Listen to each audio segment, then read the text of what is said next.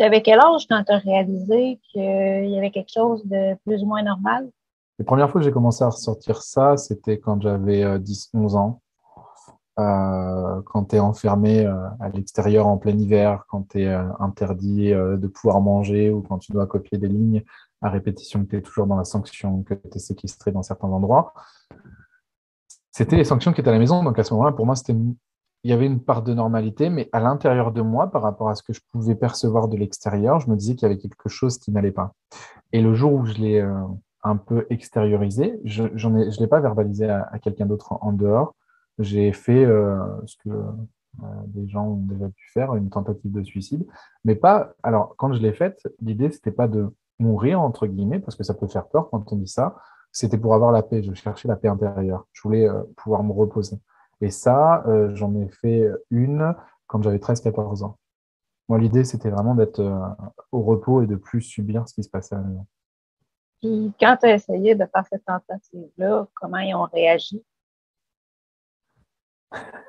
Euh, Aujourd'hui, j'ai envie de te dire avec une manière assez spéciale, quand en fait la famille d'accueil, donc la femme qui s'occupait de moi, qui avait l'agrément, a eu un cancer, a eu pas mal de complications, et donc elle avait une trousse à pharmacie avec beaucoup de médicaments.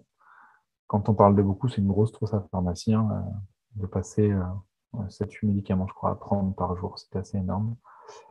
Et donc, j'avais pris plusieurs tablettes de ces médicaments. Je pourrais pas te dire quoi. Moi, j'ai ouvert la trousse à pharmacie, j'ai pris et j'en ai pris plusieurs.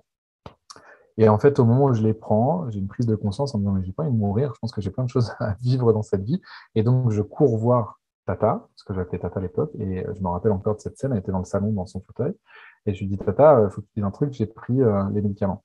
Et elle m'a dit, va me chercher la trousse et montre-moi. Donc, je lui montre. Et puis, en fait, là, je me fais disputer. Et elle me dit, va chercher du lait. Elle me fait boire, je crois, 2-3 litres de lait. Et elle me dit, pendant 24 à 48 heures, tu ne dois pas bousculer quelqu'un, tu ne dois pas frapper quelqu'un, tu ne dois pas dire un gros mot, sinon tu vas mourir. Et moi, à ce moment-là, je pensais que c'était ça la solution pour pas mourir. Et donc, je pense que j'ai dû faire 24 à 48 heures, mais d'une manière, d'une telle gentillesse. J'ai esquivé tout le monde au collège, tout ça. Voilà comment ça a été traité.